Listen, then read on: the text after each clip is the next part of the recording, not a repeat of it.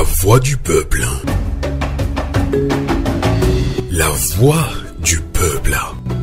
La voix du peuple sur Radio à vous l'été. La voix du peuple, une émission du peuple, par le peuple.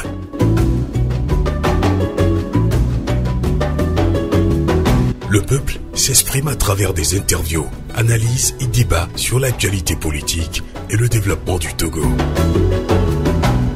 La voix du peuple, une émission réalisée et présentée par Sylvain Amos et ses collaborateurs dans la diaspora et dans plusieurs villes du Togo. La voix du peuple.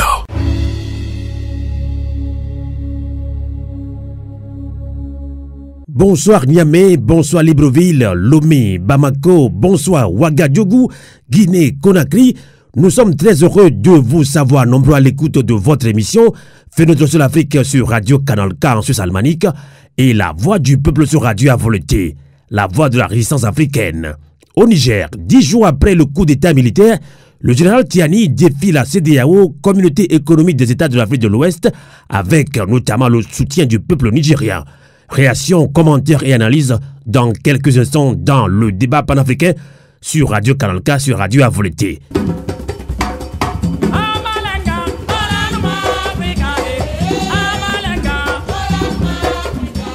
Merci de votre résistance sur le 3xW.canalk.ch et sur Radio à volonté. Quel est Ketanier?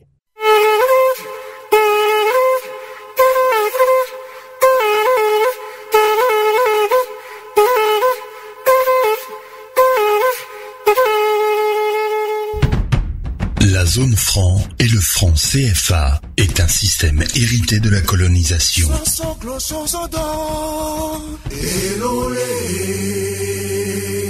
Le franc CFA freine le développement de l'Afrique.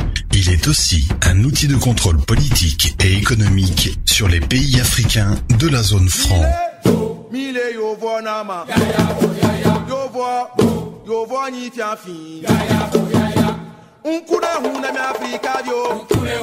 Peuple d'Afrique, dirigeants africains de la zone franc CFA, pour la souveraineté de nos États, ensemble, optons pour un retrait massif de la zone franc.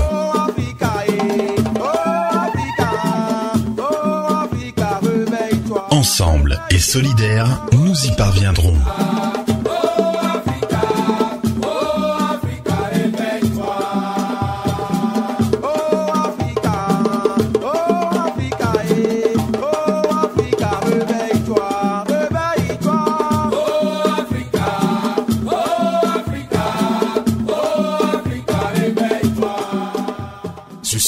Est un message du groupe Fenêtre sur l'Afrique en Suisse et dans le monde. Radio à vous l'été.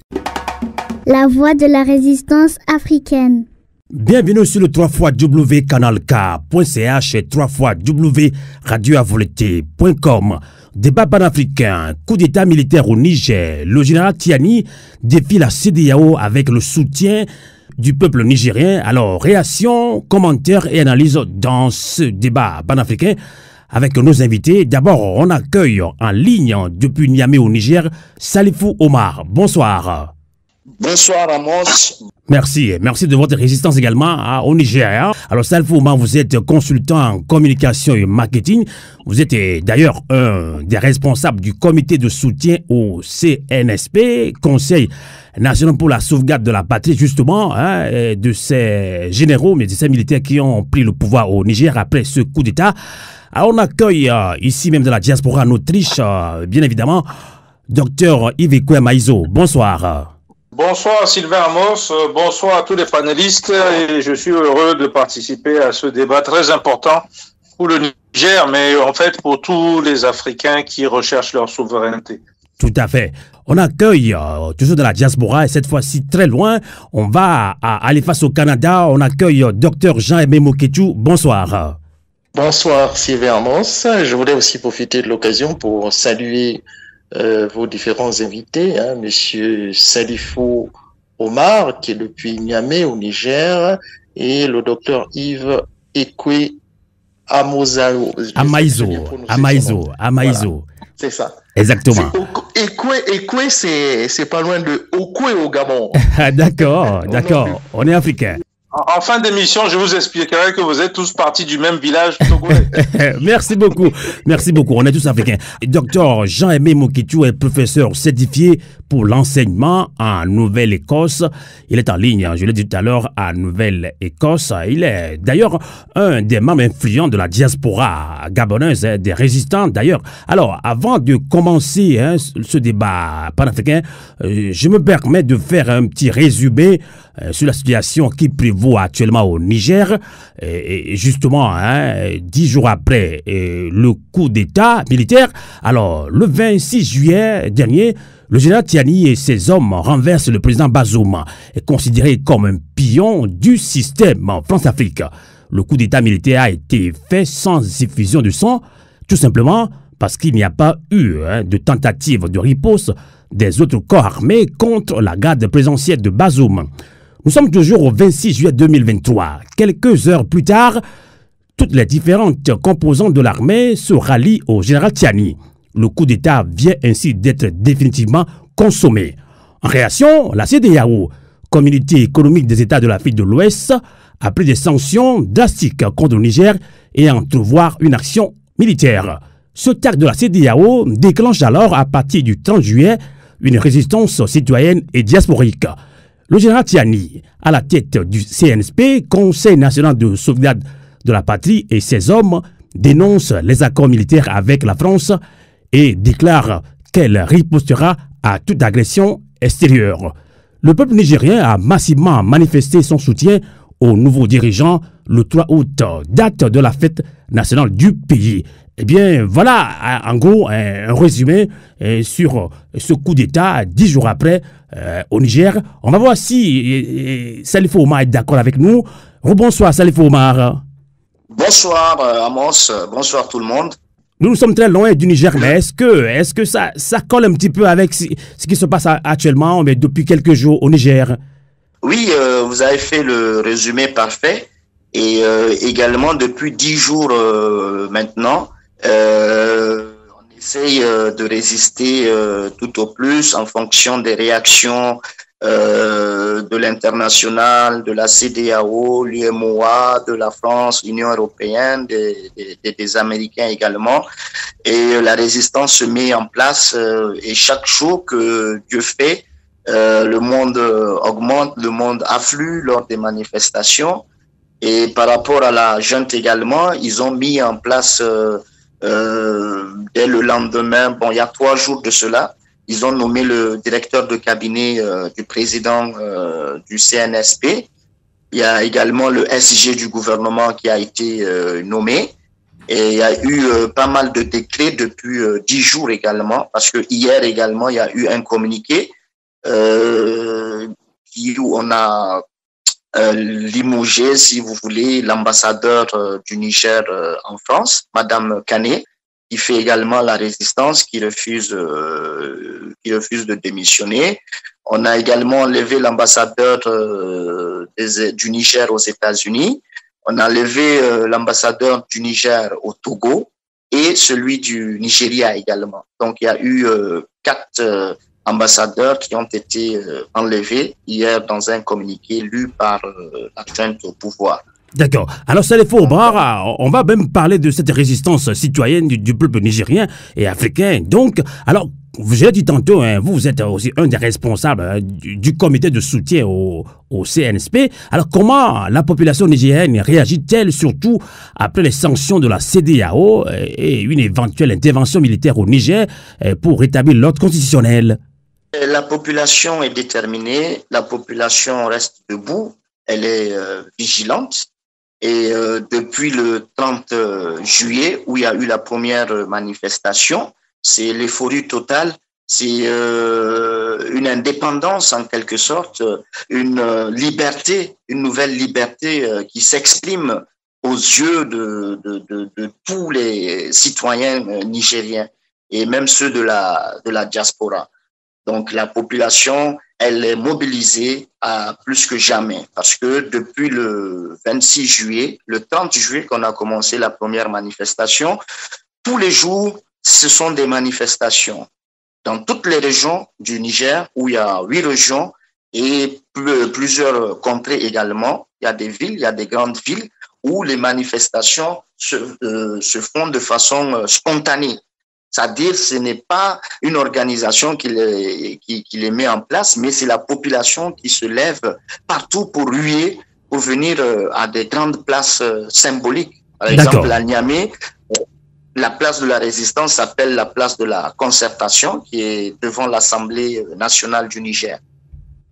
D'accord. Alors, Salifou Omar, on voit que le peuple nigérien est très mobilisé en soutien à l'armée, mais d'autres pensent que non, Bazoum a été élu comme il faut, donc on est en train de manipuler les Nigériens. Alors, est-ce que ce coup d'État est-il prévisible du moment où, justement, le premier ministre de Bazoum, ou bien l'ancien ministre de Bazoum, affirme sur une chaîne de télévision française que le Niger se porte très bien et que rien ne justifie pas ce coup d'État, Salifou Omar? Le coup d'État était prévisible parce que déjà, M. Bazoum, il est mal élu. Il est élu sur un hold-up électoral. Nous le savons tous. Le candidat qui avait gagné, c'était son Excellence Maman Ousmane, qui malheureusement a porté plainte au niveau même des institutions au Niger et même au niveau de la CEDEAO, qui malheureusement a été intercepté, si vous voulez. Et Bazoum, depuis lors, a hérité d'un système de l'ancien président Issoufou, qui a mis un système de corruption, un système de démagogie, un système de corruption, un système de malgouvernance. Vous voyez, et Bazoum a hérité de tous ces maux qui, malheureusement, n'a pas pu vraiment s'épanouir dans l'exercice de ses pouvoirs. Parce qu'au Niger, vous avez l'impression qu'il y a 2 présidents. Souvent, quand Bazoum voyage, il y a Issoufou qui est à côté de lui. Lors des grandes cérémonies, lors des grandes rencontres, il y a toujours Issoufou qui est présent et on vous dit également Bazoum est présent. Donc, vous voyez cette malgouvernance, le népotisme, l'injustice sociale, l'exclusion surtout, parce que quand vous n'êtes pas issu du parti au pouvoir, vous êtes toujours exclu. Il y a plein de jeunes. Aujourd'hui, pourquoi les jeunes sont dans la rue? Ce sont des jeunes diplômés qui ont étudié au Maghreb, qui ont étudié en Europe, qui ont étudié au Canada, aux États-Unis. Mais quand ils reviennent, il n'y a pas de boulot parce que peut-être ils ne sont pas issus du parti au pouvoir, donc ils sont exclus. Et aujourd'hui, c'est un soulagement total. Le Premier ministre qui dit que le Niger va bien, il a intervenu dans quel média? Il a intervenu sur France 24. Et 2 jours après, il se contredit. Quand les sanctions sont tombées, il dit que le Niger ne peut pas tenir même pas une semaine. C'est ce qu'il a dit. Lui-même, il s'est contredit. Alors qu'au début, ils ont vanté une croissance à 2 chiffres. Le Niger est en voie de développement. Le Niger est ceci, le Niger est cela. Et lui, en tant que Premier ministre, il revient 2 jours après pour dire que le Niger ne peut pas tenir face aux sanctions. Donc, vous voyez un peu qu'il n'y a pas de logique dans ce qu'il a dit. Et tout ce qu'ils sont en train de dire, les anciens dignitaires aujourd'hui, ils ont pris, si vous voulez, les médias internationaux. Ils passent sur France 24, ils passent sur TV5, ils passent sur BFM en longueur de journée, parce que pour eux, c'était impossible. Ils ne croyaient pas à ce coup d'État. Ils ne s'attendaient pas à ce coup d'État, parce que ils ont mis un système, même Monsieur Tchani, qui est le général Tchani, qui a fait le coup d'État, il était resté 10 ans auprès de Mahamadou Issoufou, mais c'est un militaire. Il peut ne pas être avec la politique, mais il est obligé d'exercer ses fonctions de militaire. Et il a dit dans son discours tout récemment que c'est parce que il en avait marre, ils sont arrivés à bout.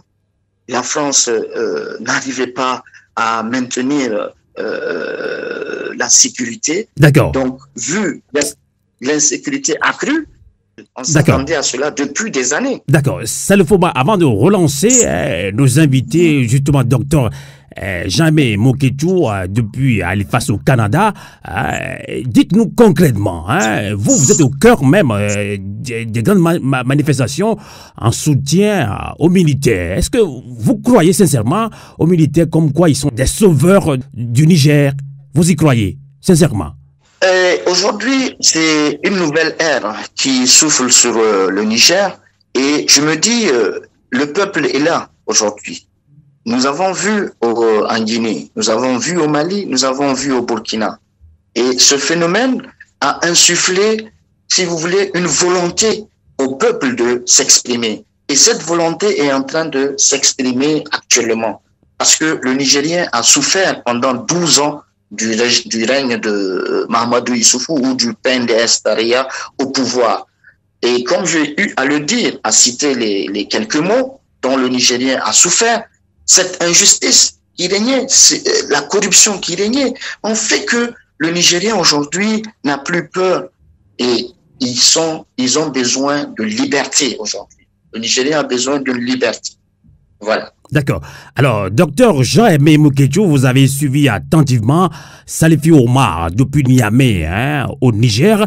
Il a bien fait le résumé, il a dit le pourquoi ce coup d'État est salutaire pour beaucoup de Nigériens. Alors, vous êtes également un panafricain, docteur Jean-Aimé Moketou. Selon vous, après le coup d'État au Mali, au Burkina Faso, en Guinée-Conakry, là, je pense que Salifou Omar, le peuple nigérien emboîte le pas de ces trois peuples-là dont je viens de citer. Est-ce qu'il peut expliquer, selon vous, ce coup d'État militaire au Niger?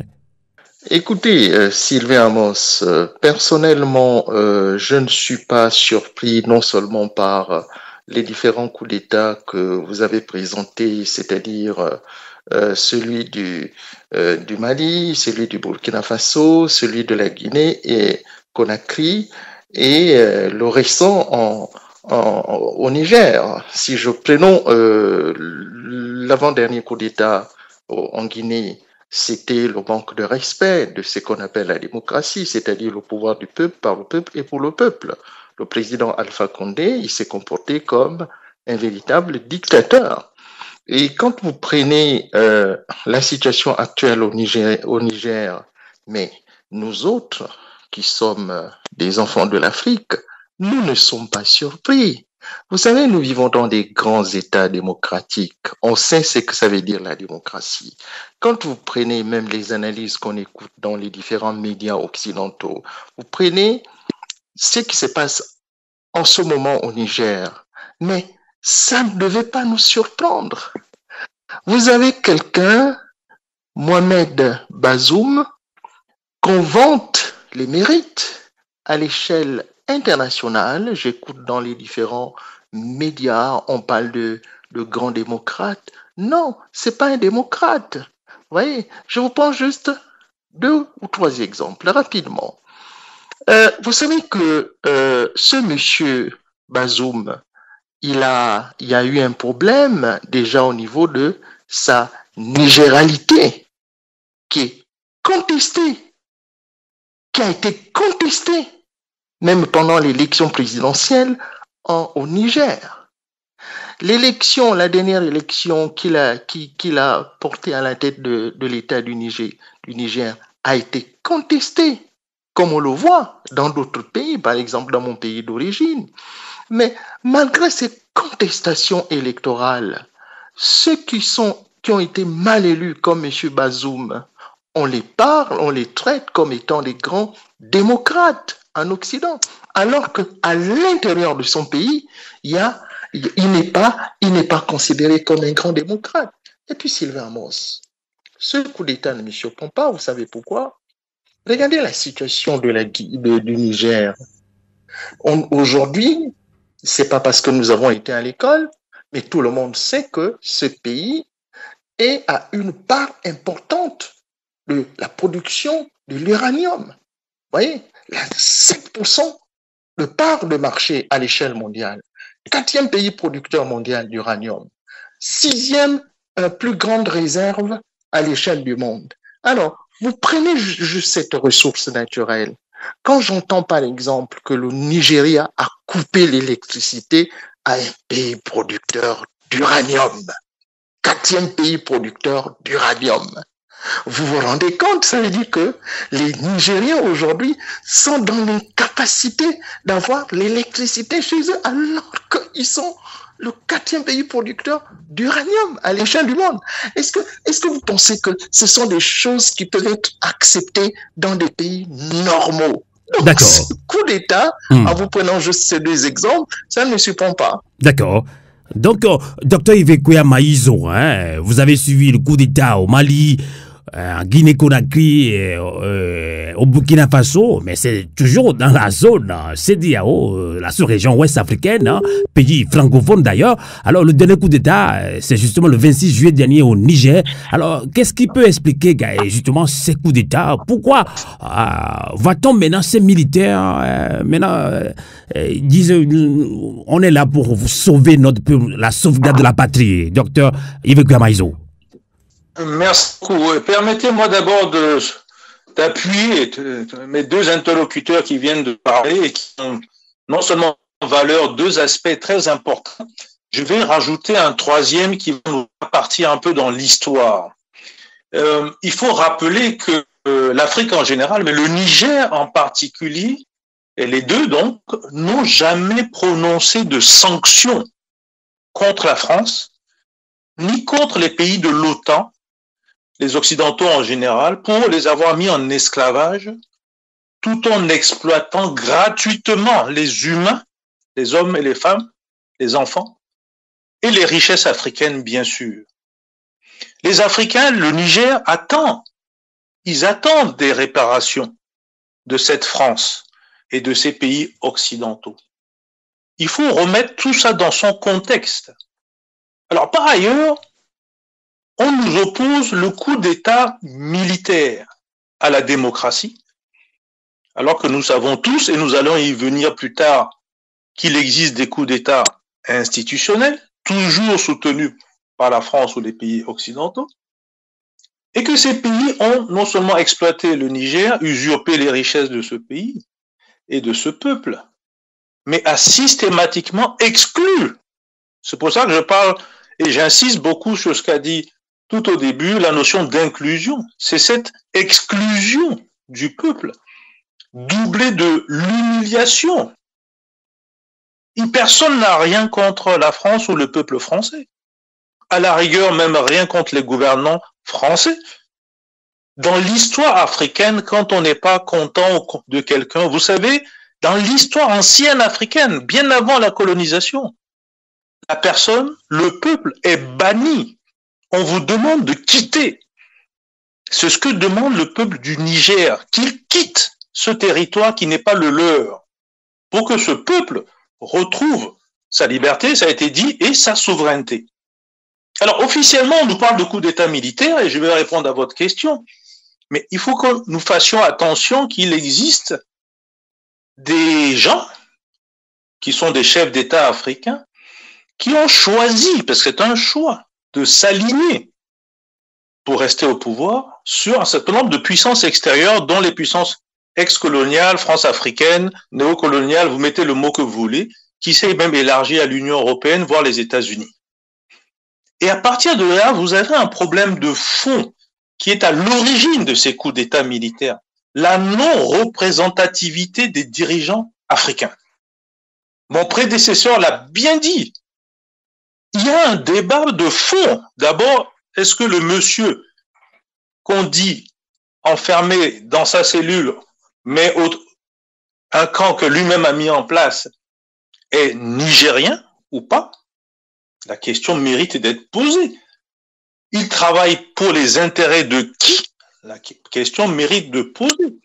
Et donc, je vais clôturer en vous donnant 5 points très importants qui sont pour moi les 5 formes perverses de la prolongation de la colonisation, néocolonisation, France-Afrique, mettez le mot que vous voulez. La première, c'est les ingérences multiformes de ces pays occidentaux, la France en particulier, qui prend des dimensions extraordinaires où, en réalité, le peuple n'existe plus, il n'existe que leurs intérêts. C'est quelque chose d'assez inexplicable dans l'histoire coloniale même. Les pays anglophones, la Grande-Bretagne, le Royaume-Uni et d'autres, sont partis.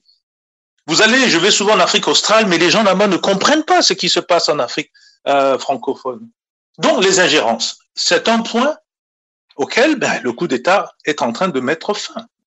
Le refus de reconnaître des coups d'État constitutionnels, ça c'est très intéressant. Il faut prendre l'exemple de la France ou de la CEDEAO. Systématiquement, ils l'ont soutenu, à commencer par le cas du Togo. Le refus de la France de payer le juste prix des matières premières. Là, je vais mettre un pavé dans la mare. Je crois que le prix de l'uranium la livre, ces temps-ci, est autour de $56 et des États-Unis. Mais le prix payé par la France aussi entre 0 et 15 ou 20 euros. Donc, on serait content que M. Macron nous dise quel est le prix réel où il paye le uranium nigérien. Et qui c'est qui le transporte aussi? Parce qu'on va retrouver les multinationales françaises. Alors, quand on nous parle d'une croissance à 2 chiffres, 11%, comme a dit le Premier ministre, sur une chaîne française et non pas nigérienne, nous sommes des économistes, nous sommes allés faire le calcul et nous n'avons pas trouvé les mêmes chiffres.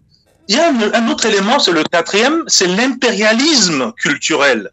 C'est-à-dire qu'au Niger, personne ne mange du McDonald's ou du steak frites. Il y a d'autres cultures. Et on doit respecter ces cultures. Et ces cultures sont multiformes et pendant des années, des centaines d'années, ont vécu ensemble sans aucun problème. Donc, dit à l'envers, c'est-à-dire que la présence même de l'étranger, au lieu de contribuer à l'harmonie et le vivre ensemble, a déstabilisé ceci. Les populations n'en veulent plus.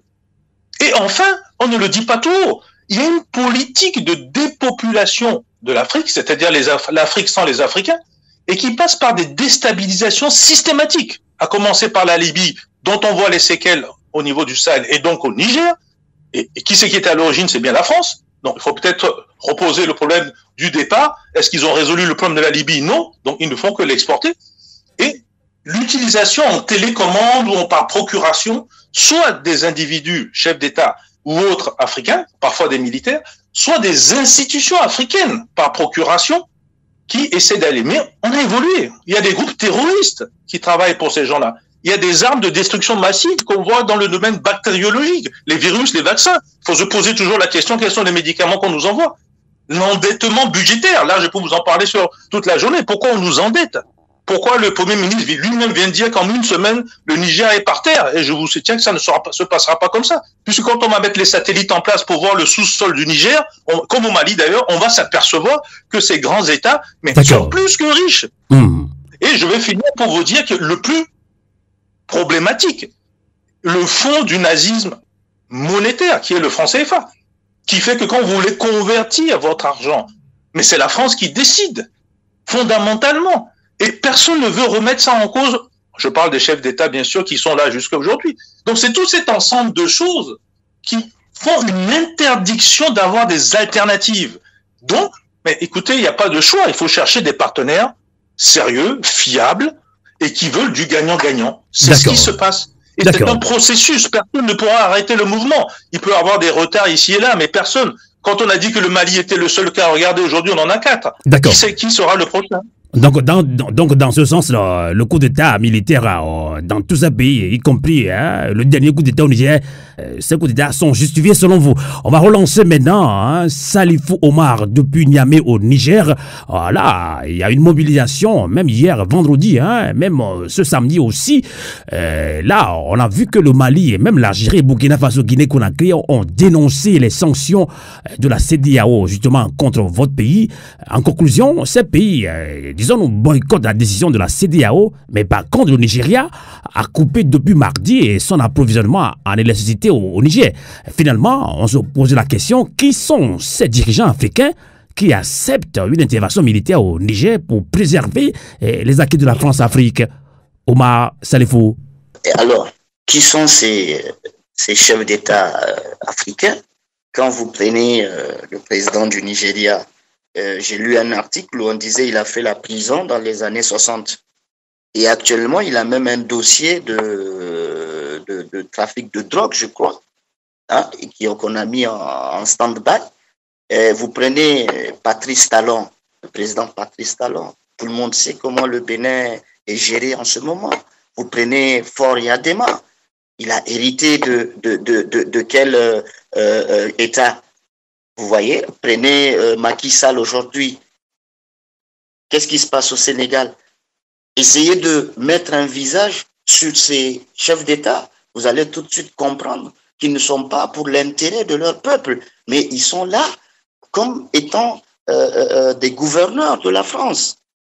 Parce qu'ils ne peuvent pas être contre la volonté de tout un peuple. Et comme l'a dit mon prédécesseur, c'est des démocraties qui sont maquillées.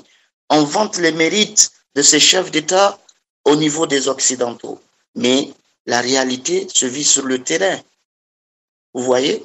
Et avant-hier, lorsque Massoudou sort sur TV5 pour signer un accord afin de bombarder le palais présidentiel, on se dit, mais est-ce que ce monsieur a déjà aimé ce pays?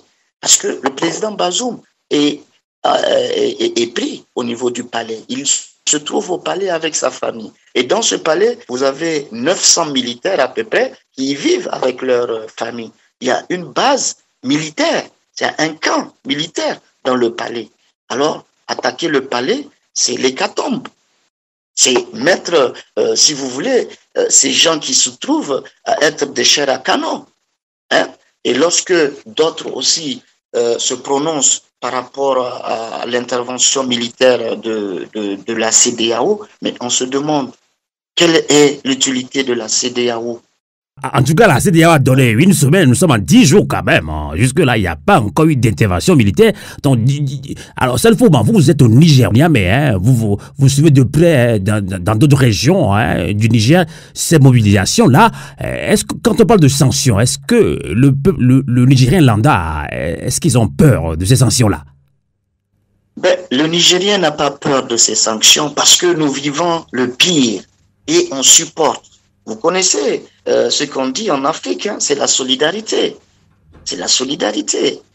Et il y a plein de chômeurs qui sont là, mais ils vivent comment? C'est à travers la solidarité. Donc nous, on peut supporter.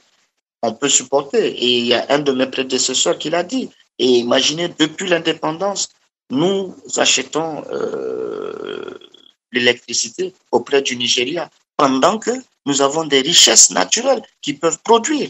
Et nous avons Abdou Moumouni Diofo, le docteur, qui a inventé le solaire aujourd'hui, mais qui malheureusement n'a pas eu la chance de l'exploiter, ou quelqu'un derrière lui exploiter cette technologie. Vous voyez, donc au Niger, on peut supporter. Et pour revenir aux manifestations, et hier, 3 août, fête de l'indépendance, il y a eu notre mouvement qui s'appelle le COS. Il y a eu le M62, qui ont mobilisé des centaines et des centaines, des milliers et des milliers de personnes au niveau de la place de la concertation. Parce que l'espace bondé de monde, on n'arrivait même pas à contenir. Raison pour laquelle nous avons dit, c'est pas la peine de faire une marche, restez juste pour le meeting. Et le mot d'ordre est lancé. Hier nuit, les enfants, les jeunes ont envahi tout ce qui est rond-point. Tout ce qui est rond-point, parce qu'on s'attendait à une attaque imminente de la part des, entre griffes, les gens de la CEDEAO, avec à leur tête le commando Tayouni, ou je ne sais même pas comment il s'appelle. Salfouma, si je peux me permettre de vous poser cette question un peu pertinente, là, on lit ici également sur les réseaux sociaux comme quoi, c'est comme si au Niger, on veut sur le pas du Mali, on tient des discours un petit peu mobilisateurs, des discours pour un petit peu manipuler le peuple. Est-ce que, franchement, le Niger comprend la situation? On voit également qu'il y a un sentiment anti-français au Niger également. Au fait, le sentiment anti-français, c'est l'échec de la politique française en Afrique, et surtout au niveau du Sahel.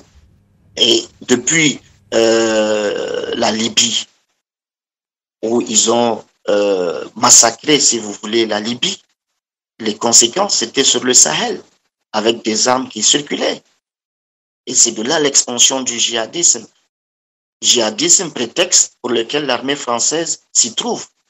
Et nous ne pouvons pas comprendre aujourd'hui la coopération entre l'armée française et l'armée nigérienne, n'est-ce pas, où eux ont la technologie, ne nous fournissent pas cette technologie. Je ne peux pas comprendre que des individus qui sont à moto, qui n'ont pas fait de formation aguerrie comme nos militaires, viennent, n'est-ce pas, surprendre des militaires, les tuer, les massacrer.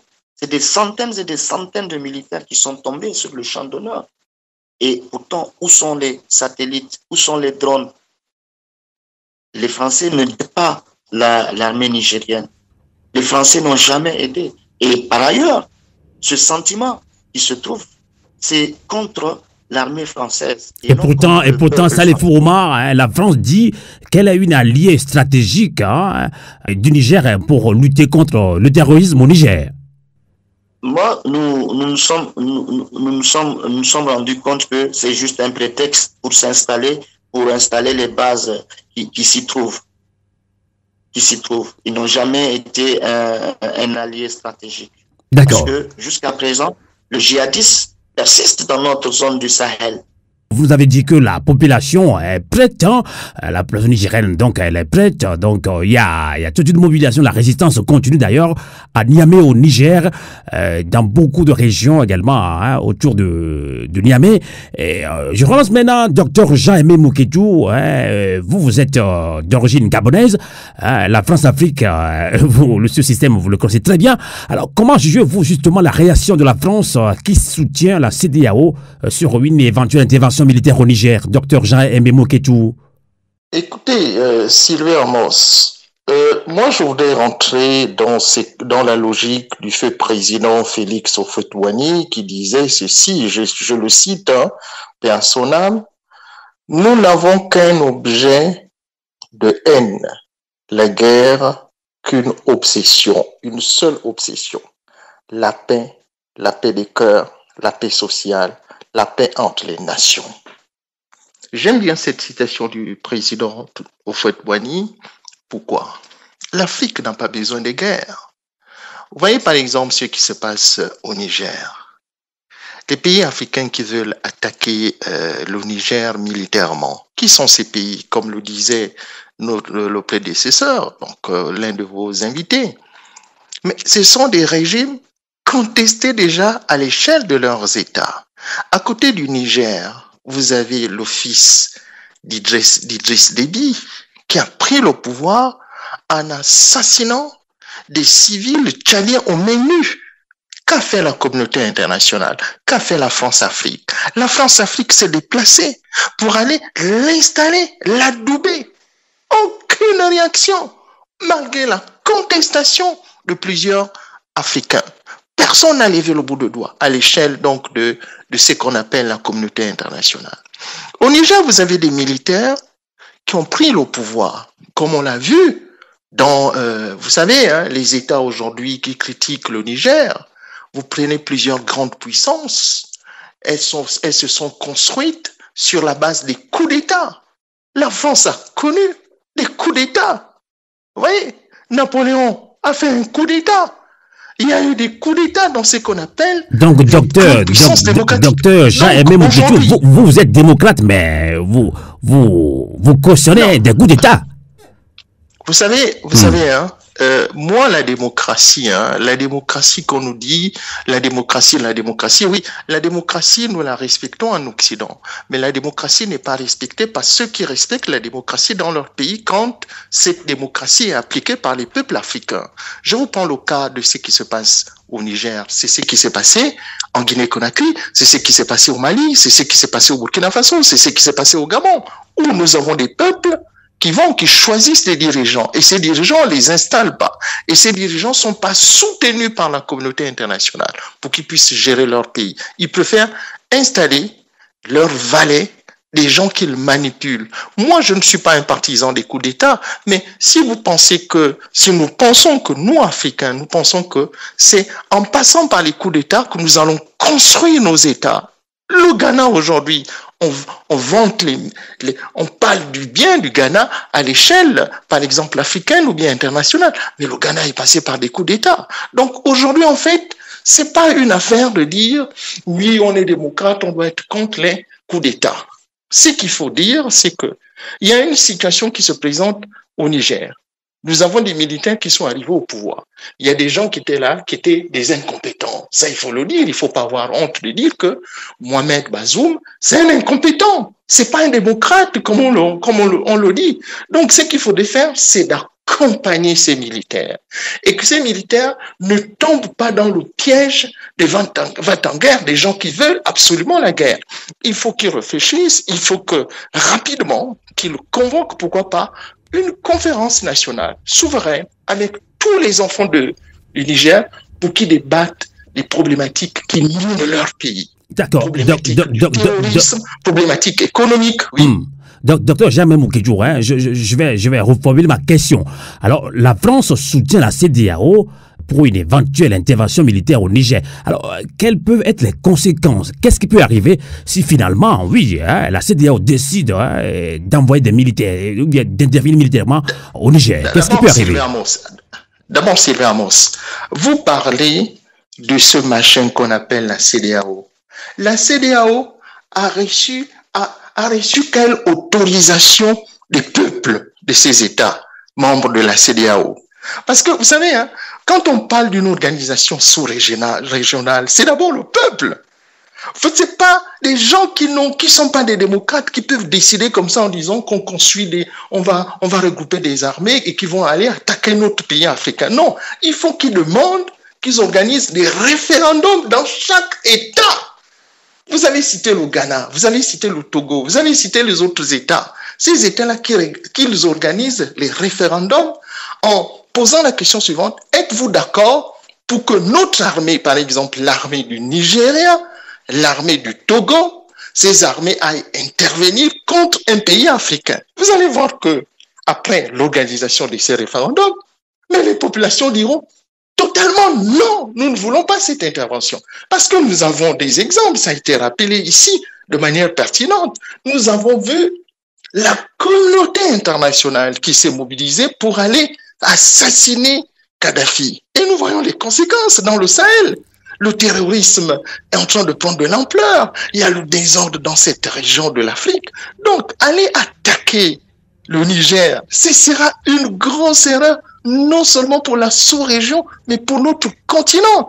Et si ces États vont attaquer le Niger, vous savez, c'est que beaucoup diront, parce qu'il y a des gens qui ne s'expriment pas dans les médias, mais qui suivent ce qui se passe à l'échelle du monde, qui ont la capacité de faire des analyses géopolitiques et géostratégiques. Ils diront que les Africains sont irresponsables. D'accord. Je ne vois pas, vous me permettez vraiment 2 secondes, je ne peux pas comprendre que un regroupement de pays aille attaquer déjà un peuple qui est en difficulté comme le peuple nigérien. Ce sera catastrophique et criminel. D'accord. Alors, docteur Yves Ekouya-Maïso, vous êtes d'origine togolaise, et docteur Jean-Aimé Moukedji l'a dit tout à l'heure, si finalement la CEDEAO maintient toujours une éventuelle intervention militaire au Niger, c'est toute l'Afrique qui va périr. Quelles peuvent être les conséquences, docteur Yves Ekouya-Maïso? Monsieur Amos, vous allez trop vite. La CEDEAO n'a aucun mandat. Je répète. La CEDEAO, qui a enlevé le terme développement, la communauté économique et de développement, le développement a disparu. Et ils l'ont remplacé par des États, ils n'ont aucun mandat. La décision d'aller agresser un pays voisin est illégale et va contre l'ensemble des règles de la CEDEAO, à commencer par le protocole additionnel 2001. Je vous rappelle, on peut discuter du contrôle militaire du pouvoir politique dans un pays. On peut discuter des modifications constitutionnelles intempestives qui arrivent, des déficiences transparence, des droits de l'homme, liberté de la presse, lutte contre la corruption, impunité, pauvreté, etc. Tout ceci fait partie du protocole 2001 de la CEDEAO. Mais vous savez, ce qui les intéresse, le contrôle militaire du pouvoir. Et la CEDEAO a été tellement maligne que le contrôle militaire des pouvoirs est devenu et s'est résumé à ce que les militaires doivent rester dans les casernes et soutenir celui qui est au pouvoir. Autrement dit, on a utilisé, et je le répète, on a utilisé le protocole additionnel 2001 de la CEDEAO sur le plan juridique pour renforcer le syndicat des chefs d'État que constitue la CEDEAO. C'est pour ça que les pays concernés, Guinée, Mali, Burkina et certainement Niger maintenant, ne peuvent pas faire partie de cela. D'ailleurs, ils n'ont pas été représentés. Donc, la CEDEAO dit ce qu'elle veut. C'est nous qui leur donnons de l'importance. Je l'avais dit dans le cas du Mali que, il fallait se suspendre sa participation parce que vous ne pouvez pas participer à des gens qui défendent des intérêts étrangers avant de défendre les intérêts nationaux et des populations. C'est ça le problème des Africains. Ils ne veulent jamais aller en conflit. Maintenant, le conflit, il est ouvert. Et donc, qu'est-ce qui va se passer? Je vais répondre à votre question, ne croyez pas que je l'évite. J'essaie de vous donner les bases juridiques. Tout à fait, tout à fait. On sait jamais. Sous nos yeux, on a détruit la Libye. Sous nos yeux, on a détruit la Libye quand même. Oui, mais c'est le rapport de force. Ça, c'est le rapport de force. Et si Kadhafi avait voulu faire les alliances qu'il était nécessaire de faire en géostratégie, il n'en serait pas là. Ça, c'est un autre problème. Si Gbagbo avait fait les alliances en géostratégie, il n'en serait pas là où il est. C'est ça aussi le problème de certains de nos dirigeants. Alors, on revient au cas du Niger. Pour résoudre le problème du cas du Niger, en tenant compte de l'expérience passée, en sachant que Tinubu, qui dirige le Nigeria aujourd'hui, Bola Tinubu, mais qui est aussi le président d'exercice de la CEDEAO, il faut que, moi j'aime l'histoire, il faut remonter dans l'histoire. Il sort de la famille qui a le plus vendu d'esclaves au Nigeria. Noirs, des esclaves noirs. La richesse vient de là-bas. Donc ne vous étonnez pas de ses actions. Ne vous étonnez pas de sa violence. Ne vous étonnez pas de son viol du territoire et la volonté de violer le territoire du Niger voisin. Ne vous étonnez pas de l'ambition de conquérir et de faire de la CEDEAO un État nigérien sous ses ordres. C'est que personne ne veut faire ces analyses. C'est de ça qu'il s'agit. C'est un impérialisme nigérian. Et il faut que les intellectuels africains puissent se lever pour le dire tout haut. Et j'appelle et j'invite les citoyens du Niger de rappeler ça à leur chef d'État et plus particulièrement à ces militaires qui défendent le territoire parce que le dossier va dépasser les frontières du Niger. Alors, qu'est-ce qu'il faut faire? Mais écoutez, vous croyez que c'est seulement le Niger qui a ce problème avec le monde de l'OTAN? Vous avez entendu parler des BRICS, non? Les Brésil, Russie, Inde, Chine, l'Afrique du Sud. Ils sont que 5 et maintenant ils vont peut-être passer à 21, 22, 25, 20, certains parlent de 39. Pourquoi? Même des pays comme l'Arabie Saoudite, qui sont les plus grands amis des Américains, veulent rentrer dans le BRICS. Pourquoi la Turquie veut rentrer? Pourquoi l'Algérie veut rentrer? Vous savez pourquoi? Parce que les gens en ont marre d'être les esclaves de l'OTAN.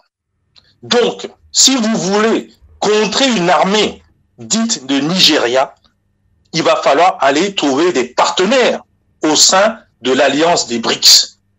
Que vous le vouliez ou non, le Niger étant ce qu'il est, il ne peut pas avoir l'ensemble des soutiens. Ce n'est pas une histoire seulement des armes. Il faut le renseignement, il faut les satellites, il faut beaucoup de choses. Et il faut pouvoir contrer. Les Américains, les Français, personne ne veut avoir quelqu'un qui meurt dans ces territoires. Même monsieur le président français l'a dit. Ils vont être présents. Docteur Yves Maïzo aussi, on vous rejoint un petit peu. Je pense que ceci explique l'exhibition des drapeaux russes lors des manifestations, justement, dans beaucoup de pays africains, Mali, Guinée, également, Niger également. Le drapeau russe, vous savez, le drapeau russe tient à deux choses. D'abord, l'échec de la France. Quelqu'un l'a dit tout à l'heure. Incapable de maîtriser quelques petits rigolos qui se promènent avec des mobylettes en plein désert, on ne sait même pas où est-ce qu'ils sont ravitaillés en essence. Et la question même posée si c'est pas la France elle-même qui est ravitaillée. Et incapable de le faire sur plusieurs années. C'est pas une petite histoire. Quelqu'un avait dit qu'il allait régler le problème en une semaine, c'est un président français. Donc, l'échec. Et le deuxième élément, la confiance. Vous allez faire confiance aujourd'hui à la France, à l'OTAN, aux Américains, aux Nigériens?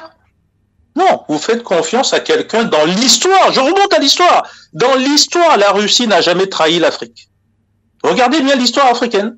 La Russie est intervenue à la demande des Africains, pour l'Angola, Mozambique, on peut en prendre un certain nombre de pays, et s'est retirée quand ces pays soit n'en voulaient pas, soit la guerre froide a pris le dessus. Dans tous les cas de figure, un, ils n'ont pas colonisé, deux, ils ne sont jamais venus prendre les matières premières sans payer. C'est pour ça que j'insiste sur le prix. Il faut que M. Emmanuel Macron nous dise le prix auquel il achète l'uranium. Et il faut que les citoyens exigent de savoir quel est le prix où les Russes, la Turquie, l'Iran ou d'autres vont acheter l'uranium. Parce que la différence de ce prix-là va aller aux populations. C'est de ça qu'il s'agit aujourd'hui. Et c'est pour ça qu'il y a peut-être un risque que ces militaires ne viennent pas, à un moment donné, changer leur position, trahissent le peuple, comme ça s'est fait au Zimbabwe, et préfèrent prendre la différence et le mettre dans leur poche. Parce que vous ne le savez peut-être pas, mais le Zimbabwe est l'un des grands espaces où il y a le plus de diamants aujourd'hui. Et au lieu que cette différence aille dans la poche de la société civile et du social, c'est parti chez les militaires. Donc ce risque, il existe. Mais pour le moment, votre question était de savoir si on peut faire une coalition qui va s'opposer d'abord au Nigeria, plus largement en fait à la France, et beaucoup plus largement à l'Union européenne et voire les Occidentaux. Et là, vous allez voir que quand vous mettez en face quelqu'un qui a le coupe-coupe et en face quelqu'un qui a un autre coupe-coupe qui coupe 2 fois plus vite, la discussion commence. La France fait le malin parce qu'elle a la bombe atomique. Hein. Attention, pour enlever la bombe atomique, il n'y a pas de France. Et vous savez qu'aujourd'hui, on peut avoir la bombe atomique en moins de 2 ans. Et que quelqu'un a l'uranium, il s'appelle le Niger. Et qu'en 1 an et demi, 2 ans, vous avez notamment une centrale nucléaire civile qui va vous produire de l'énergie beaucoup plus rapidement que vous pouvez le penser. Et beaucoup de pays de BRICS peuvent vous le fournir, la technologie est au point. Mais est-ce que nos dirigeants sont au courant de cela? On peut les aider pour cela. Vous voyez? C'est-à-dire qu'il s'agit aussi de beaucoup de l'information pour savoir ce qu'il faut faire. Il est inadmissible que ce pays ait un problème d'énergie. Inadmissible. D'accord. Parce qu'il n'y a pas seulement l'uranium, il y a plein d'autres ressources dans ce pays, à commencer par le pétrole. On va relancer Salifou Omar depuis Niamey au Niger. Et tout se passe, cette résistance se passe justement au Niger. Alors Salifou Omar, je ne sais pas si vous avez la même information que nous, mais information à vérifier donc, puisque il y a beaucoup des non-dits, mais selon des informations, CEDEAO a maintenant mandat d'intervenir militairement au Niger. Est-ce que vous avez les mêmes informations, Salifou Omar? Bon, vous savez, en temps de guerre, il y a des communications qui sont biaisées souvent et qui sont diffusées par l'autre boss. Souvent, il y a ce qu'on appelle des fake news. Ben, nous faisons attention à ces informations qui ne découragent pas d'ailleurs la population qui joue, si vous voulez, une veille stratégique. Je vous ai parlé des différents ronds-points, n'est-ce pas? Les artères sont pris d'assaut par les gens qui y veillent toute la nuit. Avant-hier, ils ont commencé avant-hier, c'est-à-dire le jeudi, ils ont commencé de minuit jusqu'à 5 heures du matin avant de retourner chez eux. Et toutes les rues sont occupées parce que, si vous voulez, les jeunes aujourd'hui, ils ont compris la guerre. Ils ont compris la guerre. Ils ont compris la guerre. Et ils veulent se mettre au devant avant que les militaires interviennent. Vous voyez, les civils contre les militaires. Et la CEDEAO, comme on a dit, ils n'ont pas mandat, ils ne peuvent pas avoir mandat pour intervenir au Niger. Parce que les armées de la CEDEAO, aujourd'hui, ils ne peuvent pas tenir cette guerre face à l'armée nigérienne qui ne serait pas seule. Vous avez les Algériens qui sont là, vous avez les Guinéens qui seront là, vous avez l'armée burkinabé, vous avez l'armée malienne. Donc, ils seront face également à d'autres forces. Et nous ne le souhaitons pas, nous ne le souhaitons pas, nous ne voulons pas vivre, comme on appelle, comme le Soudan. Vous avez vu ce qui se passe au Soudan actuellement, n'est-ce pas? À Khartoum, la Libye a été un désastre. Donc, nous, peuple d'Afrique, de Guinée, du Mali, du Burkina, du Niger, de l'Algérie, nous sommes ensemble pour une paix durable dans nos régions. Et si la CEDEAO, allô? On vous attend, allez-y seulement. On vous attend très bien. Voilà. Si la CEDEAO, comme l'a dit un prédécesseur, on enlève le D qui est censé développer nos peuples, n'est-ce pas? N'est pas capable de développer ces peuples, mais que de détruire ces peuples. On se dit à quoi ça sert de rester dans cet espace aujourd'hui. Et aussi, une chose qu'on devrait comprendre, la CEDEAO, c'est juste sur des papiers. La CEDEAO devrait être, n'est-ce pas, une unité au niveau des peuples, au niveau des cœurs, au niveau des esprits. Malheureusement, ce n'est pas le cas. Parce qu'un peuple meurtri aujourd'hui, vous ne pouvez pas et vous n'avez pas le droit d'intervenir militairement. Le peuple nigérien a souffert pendant 12 ans, n'est-ce pas, jalonné de tous les mots que j'ai eu à citer précédemment, et encore venir imposer un embargo. C'est contre qui cet embargo? Contre le peuple. Alors, la CEDEAO doit même disparaître. La CEDEAO n'a plus sa raison d'être. D'accord. Comme l'Union africaine qui a laissé la Libye se détruire. Vous voyez? Tout à fait. Alors, docteur Jean-Aimé Moukétchou, avant de prendre congé de vous, puisque on va conclure ce débat dans quelques minutes, hein, merci quand même de nous accompagner dans ce débat panafricain. Coup d'État militaire au Niger, le peuple apporte son soutien à la rue, donc pour certains Africains ou même sur le plan international, c'est une manipulation. Donc des démocrates ne peuvent pas soutenir des coups d'État quand même. Hein. Vous l'avez bien expliqué. Donc ce n'est pas la démocratie au Niger. Alors docteur Jean-Aimé Moukétchou, quelles leçons les peuples africains, notamment ceux de la CEDEAO, hein, peuvent tirer de ces récents coups d'État militaires, hein, considérés comme des coups d'État salutaires pour certains? Docteur Jean-Aimé Moukétchou. Les peuples, vous savez, les peuples africains sont très intelligents. Les peuples africains savent que la démocratie, ce n'est pas une guerre. Les peuples africains savent que la démocratie, c'est une idée de débat d'abord. Les peuples africains savent choisir leur chef d'État. Mais les peuples africains ne sont pas respectés par ce qu'on appelle la communauté internationale. Vous voyez, les dirigeants de la communauté internationale. Vous voyez par exemple ce qui se passe au Niger. Moi, je voulais juste dire aux autorités actuelles du Niger, aux militaires du Niger, il faudrait qu'ils écoutent bien les réactions des différentes chancelleries ou bien des puissances dans le monde. Écoutez un peu le discours de la diplomatie allemande aujourd'hui. La diplomatie allemande est pour que les négociations puissent continuer entre, si vous voulez, donc les enfants du Niger. Donc, il y a déjà un aspect positif. Donc, tous ceux qui parlent de la guerre, il faut leur dire, parce que nous autres, nous sommes passés sur votre radio, on a fait des grands débats quand il s'agissait d'aller envahir et renverser Kadhafi. Nous avons crié, nous avons manifesté en disant n'allez pas en Libye, ça risque d'être dangereux pour le continent africain, ça risque d'être dangereux pour la région du Sahel. Personne ne nous a écoutés. Nous avons organisé des conférences. Les intellectuels africains se sont manifestés. Ils ont rédigé des articles, des trucs, etc., etc. Mais nous n'avons pas été écoutés. Donc cette fois-ci, il faudrait que ce peuple que vous êtes en train d'évoquer ici, le peuple africain, il faut qu'il se mobilise. Il faut qu'il se mobilise parce que ce peuple n'a pas des dirigeants démocrates, des dirigeants qui aiment leur pays. Parce qu'aujourd'hui, on ne peut pas comprendre qu'un pays, comme je le disais, un pays comme le Niger, qui est aussi un pays producteur du pétrole, n'oublions pas qu'il y a 100 000 barils par jour du pétrole qui sont produits au niveau du Niger. Et regardez la situation économique du Niger.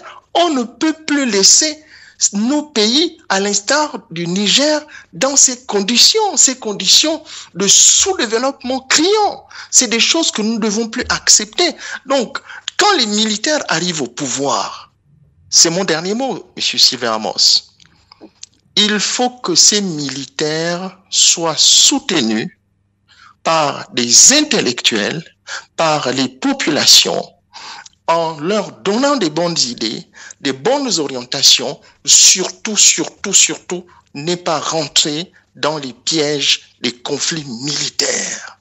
Parce que ceux qui veulent, par exemple, aller attaquer le Niger militairement, ces chefs d'État, ils oublient que s'ils osent aller attaquer, enregistrez bien ce que je dis, je ne suis pas un prophète, s'ils osent aller attaquer le Niger, vous allez voir que les coups d'État vont rentrer dans leur palais présidentiel. Parce que ces chefs d'État ne sont pas aimés déjà dans leur pays par leur propre peuple. Donc, Sylvain Amos, moi je voudrais juste vous dire que la situation du Niger, il faudrait qu'on soit derrière le peuple du Niger et surtout que ce peuple du Niger n'aille pas dans la confrontation, c'est-à-dire en allant attaquer, par exemple, les ambassades de l'Occident, les ambassades françaises, les ambassades allemandes, les ambassades américaines, les citoyens de ces pays-là. Il ne faut pas les attaquer. Ces citoyens-là, il faut dire à nos frères et nos sœurs du Niger que les citoyens états-uniens, les citoyens canadiens, les citoyens français, les citoyens allemands, les citoyens des autres pays, les puissances du monde, ces citoyens-là sont comme nous. Ces citoyens sont comme nous. Nous avons plutôt des dirigeants, beaucoup de dirigeants qui n'ont plus des bonnes visions, qui sont plus visionnaires. Il manque encore des dirigeants visionnaires pour éviter des conflits inutiles dans le monde. En tout cas, c'est mon mot, Sylvain Amos, en 2 secondes. Allez-y. Que Dieu bénisse le Niger. Que Dieu bénisse le Niger. Que Dieu bénisse le Niger. Merci beaucoup, Dr Jean-Aimé Moketou. Je rappelle que vous êtes professeur certifié pour l'enseignement en Nouvelle-Écosse. Vous êtes en ligne depuis Halifax au Canada. Je rappelle également que vous êtes un des membres influents de la diaspora gabonaise, donc résistant. Vous êtes en résistance également contre ce pouvoir d'Ali Bongo. Merci infiniment, Dr Jean-Aimé Moketou, et à très bientôt donc. C'est moi qui vous remercie. À très bientôt. La voix du peuple. Et on continue ce débat avant de conclure, Dr Yves Ekouyamaïzo, puisqu'on évoque le cas justement de la France, la France qui soutient la CEDEAO pour une éventuelle intervention au Niger. Et là, on se rappelle, après justement son départ du Mali, l'armée française avait retrouvé un point de chute au Niger avec la bénédiction des autorités d'antan. Et justement, la France gesticule-t-elle autant parce qu'elle a du mal à accepter de devoir libérer le plancher nigérien à peine quelques mois après son implantation? Quelle en faites-vous de la réaction de la France qui soutient cette intervention militaire au Niger? Alors, il faut faire attention quand on parle. La France, officiellement, ne soutient personne. La France, à travers la voix de son ministre des Affaires étrangères, dit qu'elle est là pour protéger ses intérêts et ses ressortissants. Ça, c'est la version officielle. Maintenant, tout le monde sait que les multinationales qui s'occupent des matières premières, notamment l'uranium, sont présentes. Tout le monde sait qu'il y a 1500 soldats, voire plus, qui sont présents. Et comme vous l'avez dit, qui, en fait, n'avaient pas d'autre solution que de se mettre au niveau du Niger après avoir été refusés, rejetés, voire expulsés du Mali. Que veut la France? La France a 2 problèmes. 3 même. L'image d'abord, on va pas y revenir, c'est déjà foutu, c'est déjà perdu. Mais la France a un problème politique et un problème économique. Politique, son rayonnement, son contrôle direct et indirect à travers le Fonds monétaire international, la Banque mondiale, l'Union européenne et autres sur ces pays va en diminuant et sa crédibilité en Union européenne a diminué. Quand l'Union européenne lui avait proposé de gérer ensemble le franc CFA, la France a refusé. Donc la France vient, prend les matières premières, paye mal et se retrouve à manger toute seule, pour être très simple. Aujourd'hui qu'elle a un problème, elle demande à tout le monde de contribuer. Les gens, ils veulent pas. Alors, c'est le problème politique. Il y a le problème économique maintenant. La France a une situation sous M. Macron où l'endettement n'a fait qu'exploser, où la charge fiscale n'a fait qu'exploser. Donc, les populations françaises, les Français qui sont au Niger ou ailleurs, ils ont les mêmes problèmes que les Nigériens. Ils ont des difficultés avec leurs dirigeants. Et sachez bien ce qui se passe aussi en France. Il y a des lois qui passent, par exemple la retraite, sans que le peuple ne soit d'accord, encore moins le Parlement. Donc vous voyez bien qu'il y a des luttes communes. Alors, qu'est-ce qui se passe exactement? Mais il se passe que la France risque de devenir pauvre. Il faut que les Africains se mettent dans la tête que la richesse, une fois qu'elle est extraite, qu'elle est transformée, c'est eux qui vont petit à petit recouvrir leur pouvoir d'achat et donc une certaine forme de liberté économique, une marge, comme nous disons, et donc vivre mieux et demain matin peut-être s'enrichir et s'enrichir intelligemment puisque c'est la solidarité qui forme nos sociétés africaines. Donc vous voyez bien que la France, en voyant cette perspective-là, n'en veut pas. Elle n'arrive pas, elle a essayé au Mali, mais elle va chercher du renfort. Maintenant, le renfort, avant, se faisait sans que personne ne combatte. Il n'y avait pas en face d'autres alternatives comme les pays du BRICS, hein, la Russie, la Turquie, d'autres pays. Mais justement, docteur, exactement. Justement, docteur. Attendez, je finis le raisonnement. Il y a les pays et il y a aussi les populations, la société civile. Les Africains, pendant très longtemps, pour une raison qu'on ne peut pas aujourd'hui, ne cherchaient pas à se soulever. Ils étaient toujours dans l'ambition que l'autre ne peut pas faire du mal. L'autre étant justement la France. Les églises, les communautés religieuses et autres ont contribué. Sinon, ce peuple se serait révolté depuis longtemps. Aujourd'hui, ces communautés religieuses elles-mêmes sont dans l'impasse et bourrées de scandales. Donc, les populations se redécouvrent. N'oubliez pas l'immigration. Combien de Nigériens sont morts en Libye, sont morts dans la Méditerranée? D'accord. Et certains sont revenus, ils ont raconté l'histoire. D'accord. Qui a envie d'aller se faire tuer là-bas alors qu'il n'y a pas de solution? Personne. Donc, on alors, va chercher la solution exactement. nationale. J'ai une question très importante également. Les pays n'ayant que des intérêts et jamais des amis, et vous l'avez dit d'ailleurs tout à l'heure, alors comment les militaires, que ce soit au Mali, au Burkina Faso, en Guinée-Conakry, maintenant au Niger, comment ces militaires parviendront-ils à éviter le piège ou la tentation de remplacer des anciens colons par la Russie? Si vous parlez de remplacer, ce n'est pas un mot qui est correct. D'accord. Quand vous parlez de remplacement, il s'agit en fait de l'ancien système. C'est-à-dire, c'est le système colonial qui a placé des néocoloniaux, des France-Africains, des gens qui vont continuer à travailler pour la colonie. Pour les gens qui dirigent la colonie, c'est-à-dire la France.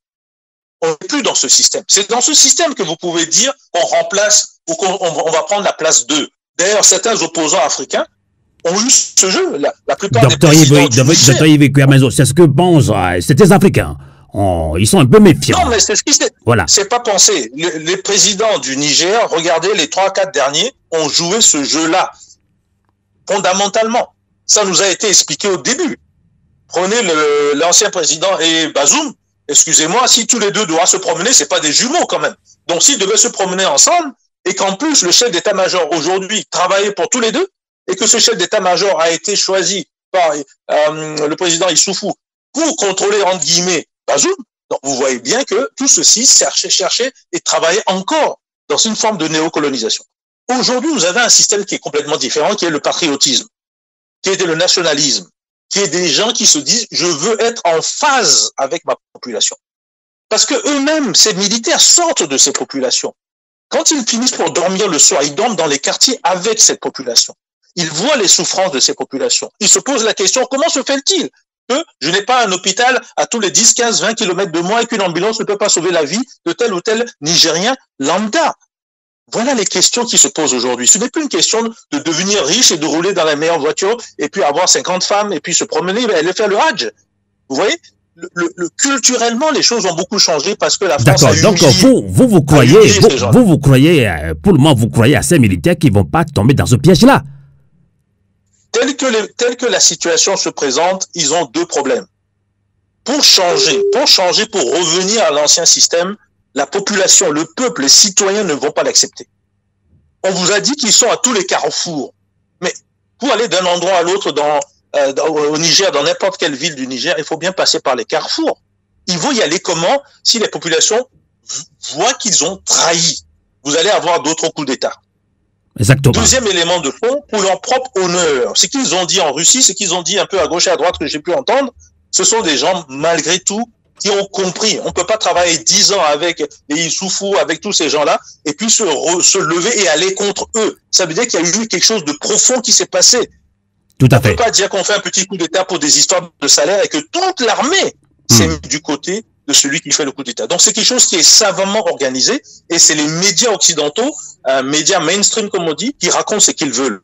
La réalité est qu'il y a une lame de fond qui fait que on a une vague de panafricanisme. On a une vague qui va vers l'autodétermination, vers la souveraineté.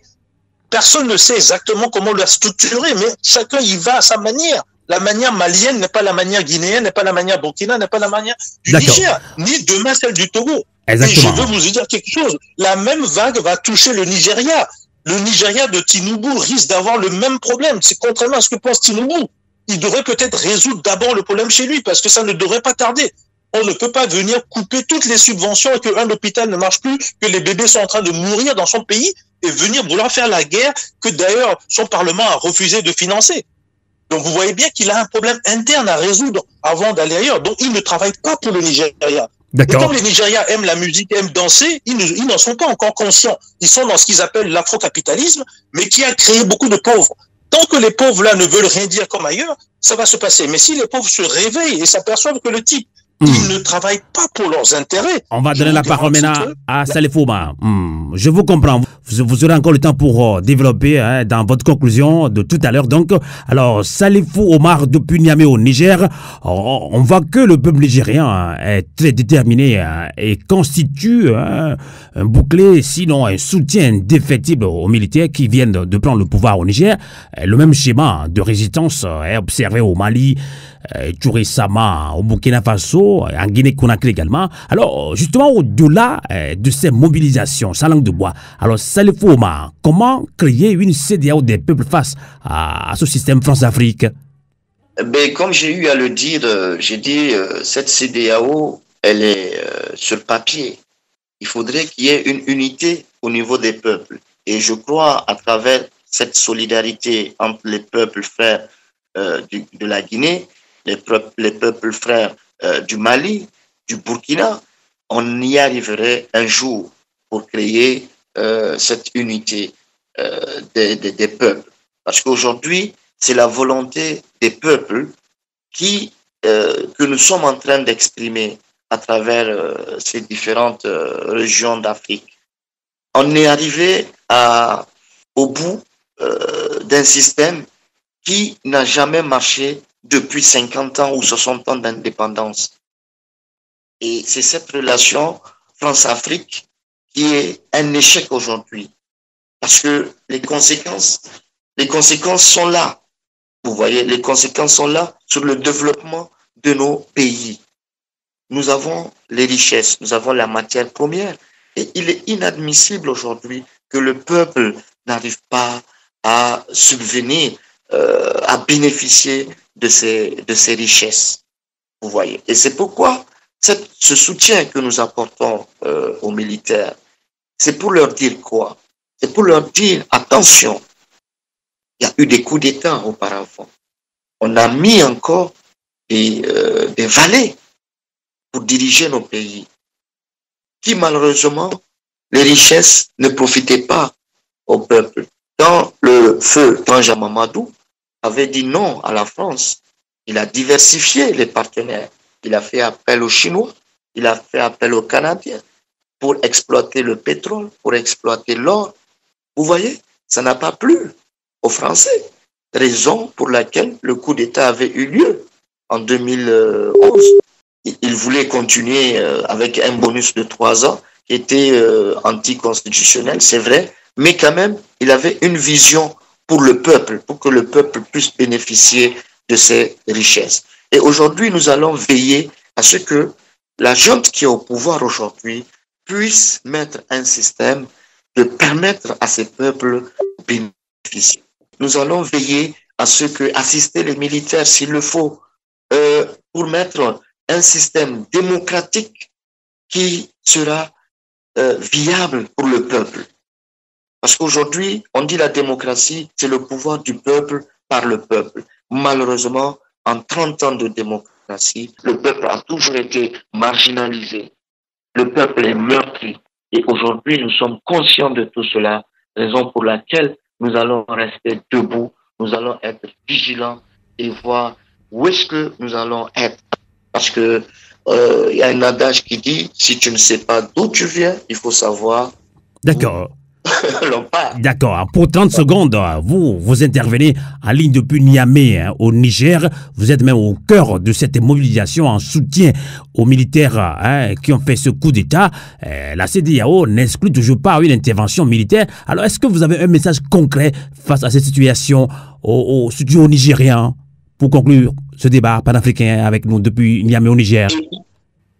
Hier, les peuples frères, les ressortissants de l'espace CEDEAO ont manifesté leur colère.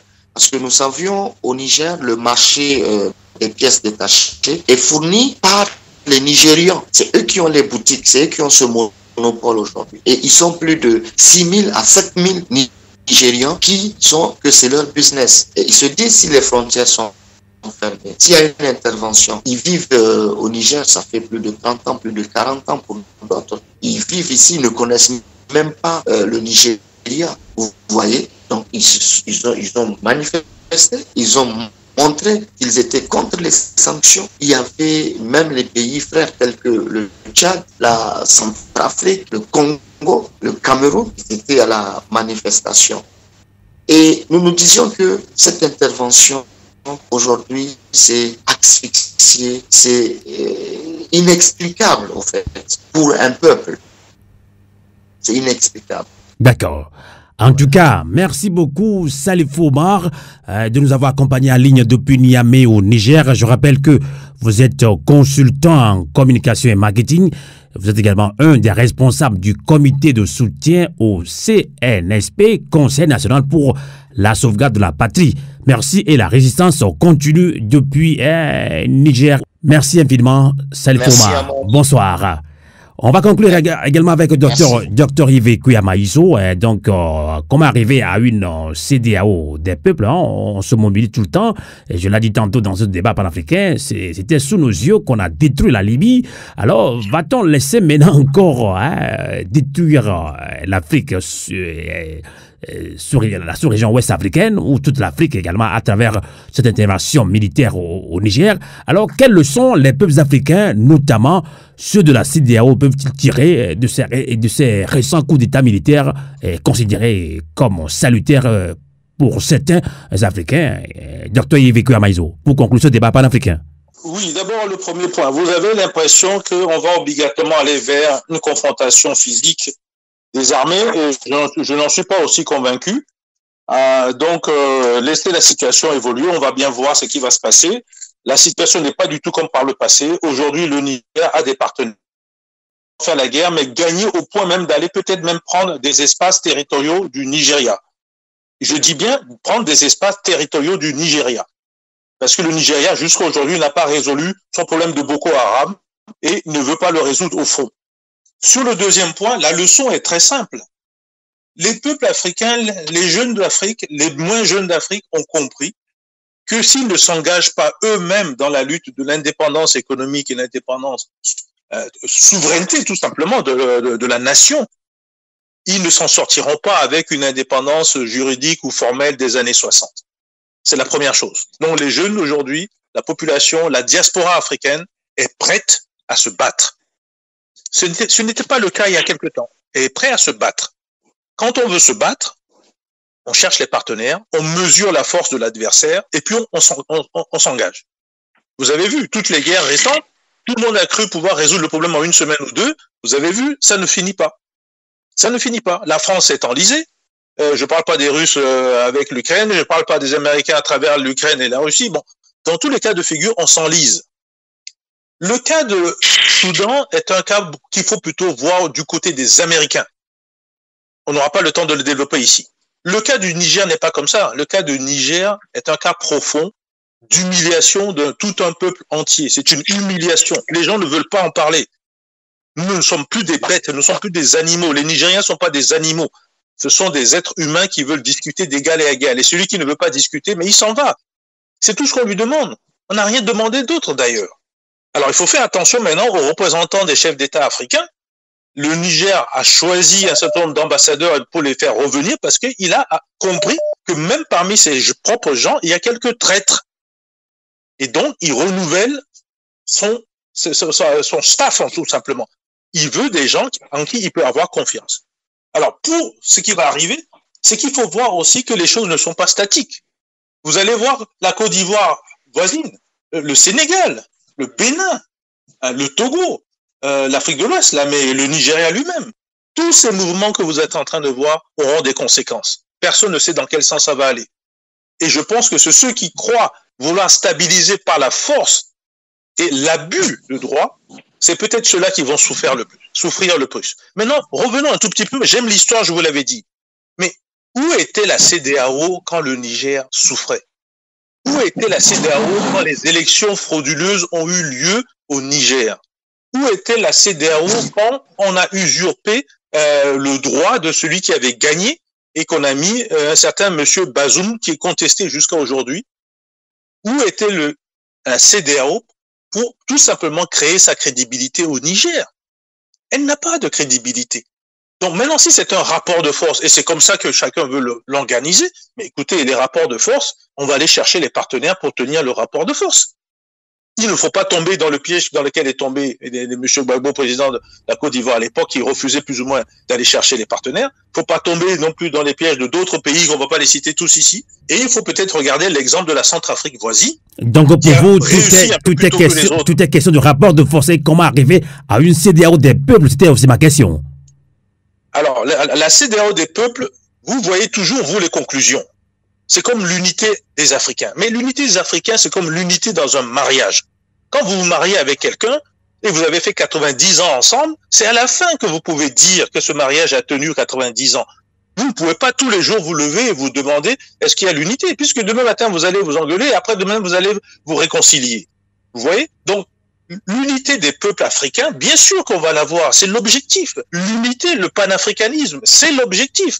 Mais vous ne pouvez pas transformer cela en quelque chose d'opérationnel immédiatement. Mais quand vous avez cet objectif en tête, alors vous savez aussi où trouver les partenaires. C'est pour ça que j'ai toujours mis en cause l'Union africaine, mais j'ai soutenu l'interdépendance africaine. Vous ne pouvez que être interdépendant avec les pays avec lesquels vous vous entendez. Regardez le Niger aujourd'hui. Quand vous avez vu que quelqu'un mais ils ont trouvé des partenaires auprès du Mali, du Burkina, éventuellement de l'Algérie, de la Guinée, et peut-être d'autres qui sont en train de réfléchir comme la Turquie, comme la Russie. C'est ça l'interdépendance. Mais cette interdépendance, elle est tellement puissante que le Nigeria et les militaires nigériens qui n'ont pas envie de mourir comme les autres vont réfléchir par deux fois avant de bouger. Rappelez-vous les militaires du Kenya qui sont allés en RDC au Congo, qui soi-disant devaient faire la guerre au M23. Mais qu'est-ce qu'ils ont fait? Ils ont tout mis en place pour ne pas faire la guerre. Voilà les Africains quand ils font la guerre. Quand ils trouvent en face quelqu'un qui va leur taper dessus, ils s'écrasent pour dire la vérité. Regardez la Centrafrique. Depuis que le président Touadéra, quels que soient les autres problèmes qu'il a là-bas, a trouvé un partenaire pour l'aider, mais écoutez, ça s'est calmé, non? On s'est calmé. Alors qu'il était question de couper la Centrafrique en partie et d'en faire justement des propriétés de quelques multinationales occidentales. Donc, il ne faut pas sous-estimer ces éléments-là. Il faut que l'Afrique apprenne à défendre son territoire, défendre ses frontières, et pour le faire, il doit trouver des partenaires.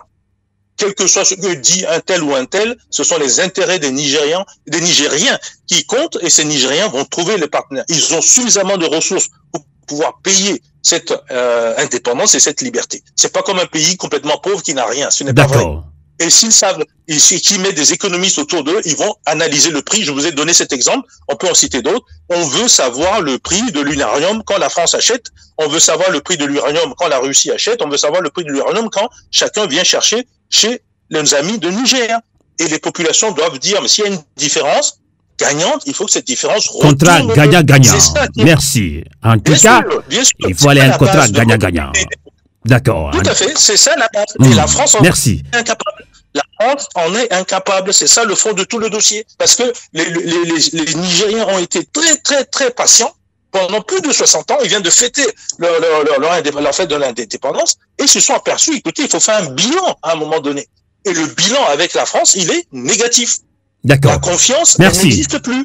Voilà. En tout cas, merci beaucoup, Dr Yves Koyamaizo. Je rappelle que vous êtes président Afrocentricity.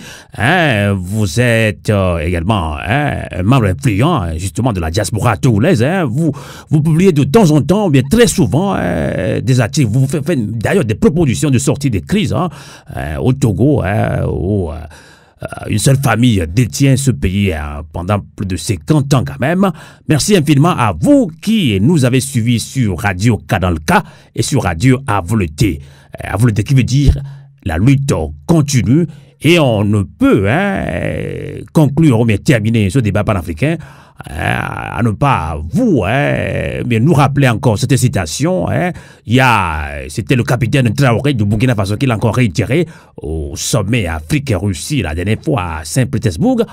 C'était de feu Thomas Sankara qui nous disait: l'esclave qui n'est pas capable d'assumer sa révolte ne mérite pas que l'on s'apitoie sur son sort. Cet esclave répondra seul de son malheur s'il se fait des illusions sur la condescendance d'un maître suspect qui prétend l'affranchir. Et feu Thomas Sankara renchirait en disant que seule la lutte libère. Bonsoir et en toute résistance sur Radio Canal K et sur Radio Avouleté. La voix du peuple. Radio Avouleté, l'esprit patriotique.